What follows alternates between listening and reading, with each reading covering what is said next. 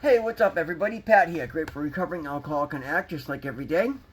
Guys, please don't forget to subscribe, leave the video a like, drop me a comment, and by all means, share it with somebody. You might get something out of it. Other than that, we're just going to get into it, guys. Today, we're going to go back to the Just for Today NA meditation, which is titled Spiritual Death.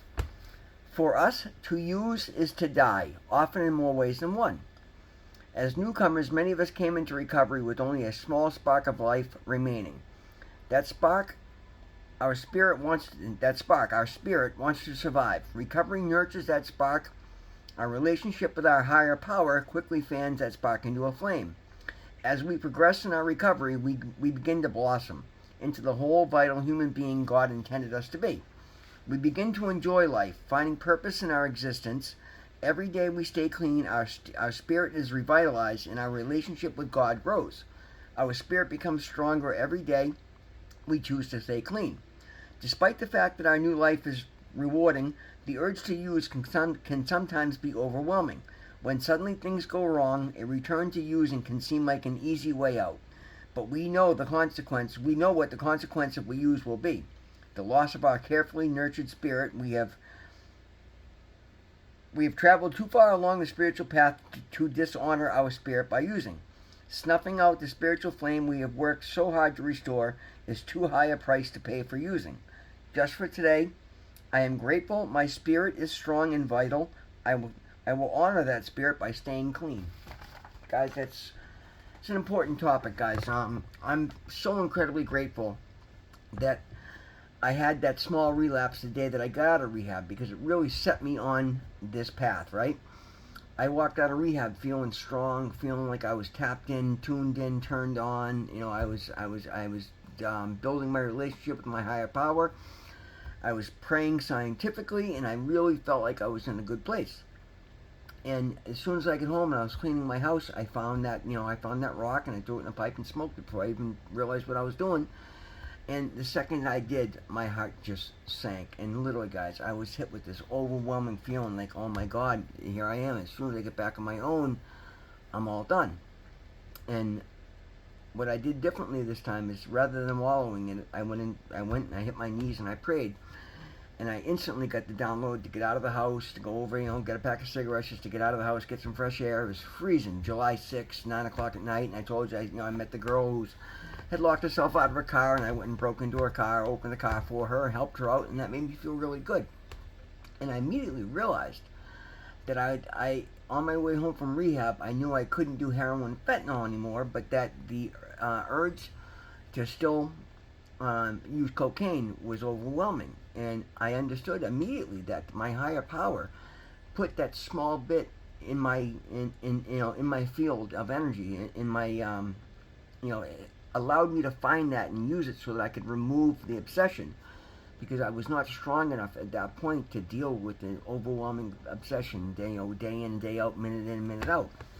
So by having that small relapse and then immediately feeling that the weight of the consequence of it, I realized, okay, no, that's what I needed to do. I needed to get that off my chest. Now I understand how much I don't want to use any form of drugs, because I was really, focusing on the heroin and fentanyl at that point, and I was kind of minimizing the effect cocaine had on my life. And I realized in that moment that every drug is my problem. I'm an addict. Alcohol, drugs. There's no differentiating. There's no differentiating any of them for me. It's all the same thing. Any substance that alters my mind, my perception, or my mood is a problem for me. And I needed that definition, right? And so I fully understand, and I look at that as the best thing that could happen, because it made me, stand 10 toes down and just double my efforts, right? It also gave me, when I went out and helped that girl get in her car and realized how quickly my feelings of despair went away, it made me understand that I wanted to do my YouTube channel. I wanted to help other people, and I've made that a big part of my recovery, a big part of my life. And it's helped me to find the person that I really am, and it's helped me to love the person I really am. It's helped me to build this beautiful new life that I'm putting together. And again, I say it all the time, I'm not doing anything crazy that anybody's lining up to kidnap me and take my place. But from where I was to where I am today, it's shocking, guys. It is so good. I have a peace of mind. I have no negativity in my heart. I have opportunities. I have hope. I have a knowledge that I'm progressing along in the most beautiful way. I look at myself in the mirror and I'm happy with who I see. For the first time in ages, guys, I'd gotten so I was so beat up and I was in such bad shape that literally, like, somebody would ask me to send them a picture, and I would like scroll through my phone to find an old picture because I was so embarrassed by how I looked. I was horrified every time I looked in the mirror. And guys, I'm no GQ model, but I look in the mirror today and I'm happy with who I see. I I, I FaceTime my buddy Doug down in Florida, and we see each other at least every other week or so on the phone. We talk daily. But just FaceTiming him last night, or video calling him last night to go over some paperwork at the office. He's like, "Wow, you look really good. Like you haven't plateaued. You look better and better. Like I haven't. I'm aging backwards at this point, guys. Like, I'm getting better and better and better because I've continued to step up my game. I've continued to understand that I've got this amazing opportunity that I'm not going to let slip away. But my early days, I needed that small relapse to get me focused and up. If I hadn't had that opportunity, right, I would have sat there day in and day out wondering, could I go back to using a little bit of cocaine without it being a problem? And there was no question that would not work for me, guys. I'd be back to using heroin, fentanyl. I'd probably be dead by now because for me, a relapse would more than likely mean death. And usually people with my habits and my past and don't do well after being clean for 6 months and going back to fentanyl and not knowing how strong it is. That's how people die all the time, and I know that's what's waiting for me out there. But by letting that happen, it removed the obsession, made me understand that no, there's no in between. And I was happy for that, guys, because I'm grateful for every opportunity because I've stepped it up and I've taken the best for it. And now I understood it, so I reset, and I'm also happy because I reset my sobriety date to the next day. So now my entire sobriety date is freestanding on my own outside of an institution, answering to nobody that I'm required to other than I choose to. And that means so much more to me today, guys, because it's not it's real clean time where I have money at my disposal. I can go do whatever I want, and I'm choosing to do the right thing day in and day out, and it means so much more to me because of that. And not only that, but I started building my relationship way further. Because it's one thing to sit around praying in rehab when you have nothing else to do. But I made prayer and meditation on my own a big part of my life. And then I started actually rebuilding. And I literally cut out my entire life at that point. Because when I first left rehab, I thought I was coming home to go back to work, the same job I was working, to try and keep, get back out of the hole that I dug myself into. But by having that little relapse and then getting honest with God and praying and having Him show me the fact that service is what I'm about and is what makes me happy, I got introspective to a whole new level and realized that I literally had to cut my entire life out.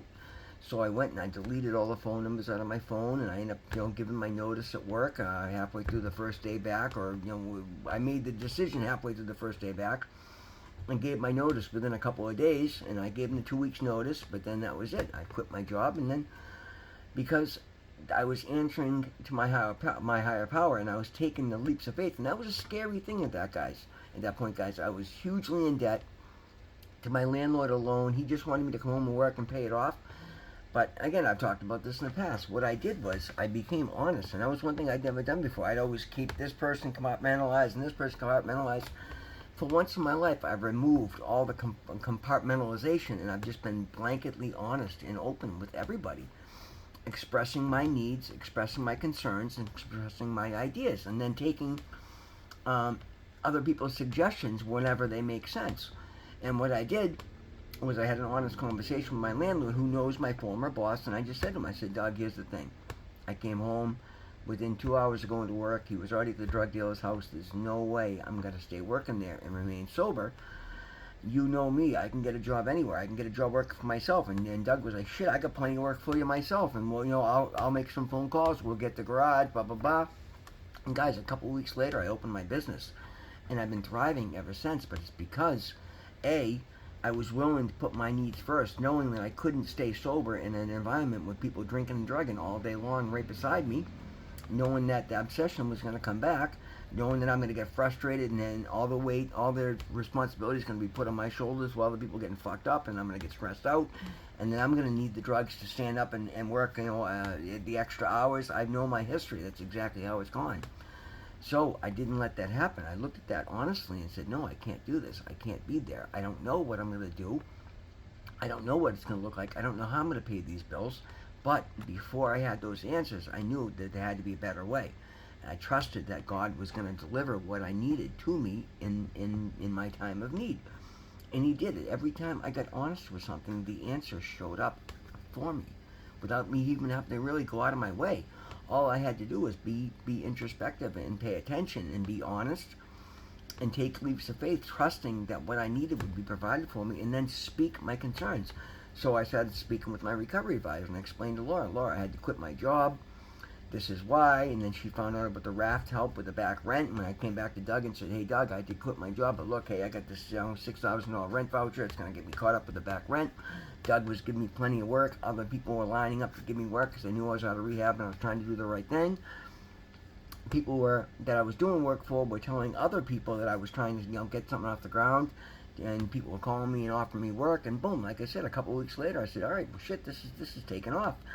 Let me go register my business with the state so that these people can give me company checks and not have to worry about their taxes getting screwed up.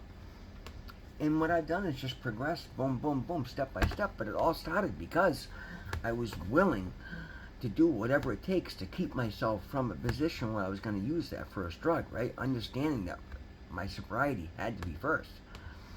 I took the first few days off out of rehab. My boss wanted me, literally, I wasn't out the parking lot of rehab when my former boss was calling me, I need you, and you almost sank my company trying to make me feel bad. He was trying to manipulate me into coming right back to work and working my ass off and making him money. And I said, no, whoa, slow down. I said, first of all, I have appointments with all my IOP and recovery. Oh, I thought you were done with rehab. No, I'm not stipulated, but I'm doing this for myself. I'm putting my recovery, and I made it perfectly clear. I said, whatever's going to be best to keep me sober is what I'm going to do. And I took that whole first week off and got set up with my Riverside Recovery, my OBAC clinic, my primary care. I found my AA home group. I started going to daily meetings. I put my needs before anything else. And my friend Doug, literally the first thing he did was I had his secretary come meet me at my apartment and give me some cash to live on. As a matter of fact, I refused most of it. I wanted no more than like $100 so I could buy groceries because I didn't want extra money in my pocket. I didn't want the opportunity to go, to use drugs to be a concern.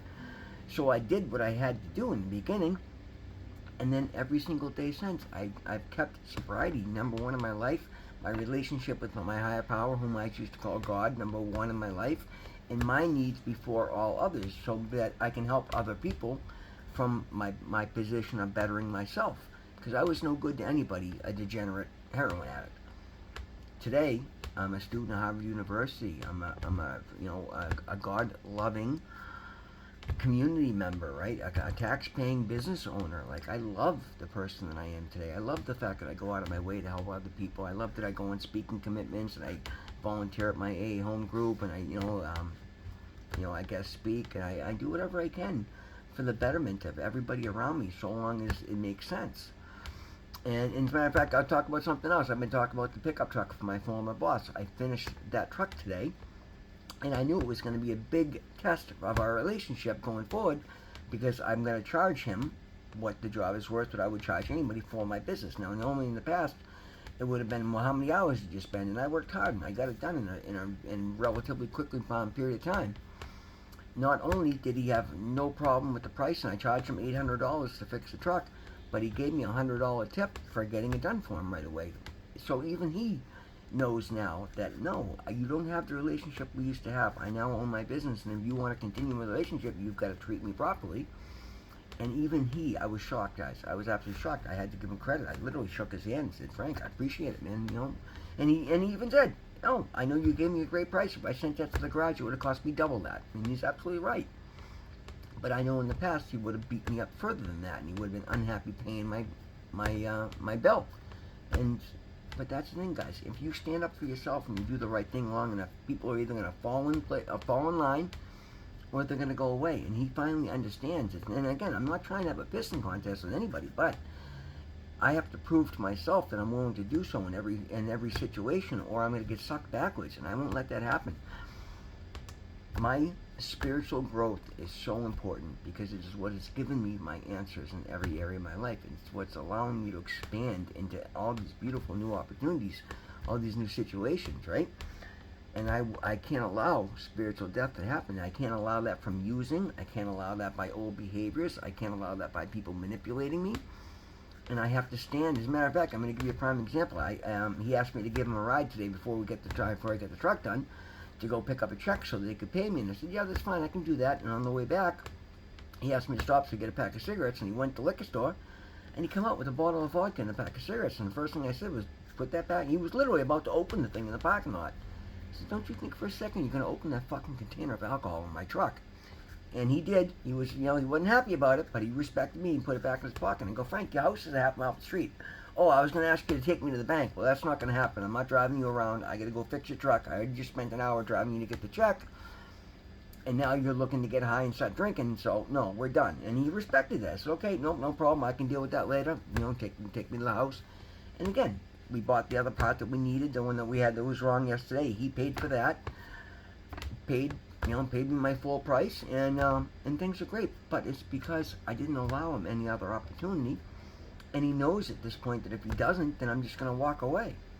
And that's the beauty of it, guys. Because I'm putting my spiritual needs first, my life is progressing in the most amazing ways. But I also know that I'm only one bad decision from throwing it all away, which is what I would consider my spiritual death, which would probably be my death in more ways than one, and I won't allow that to happen. So long as I don't, I have nothing to worry about. So long as I keep doing what I'm doing, I'm going to keep getting what I'm getting, which is absolutely beautiful new opportunities at every step. Guys, always remember, God loves you. I love you. Thank you so much for being here. We will see you in the next one.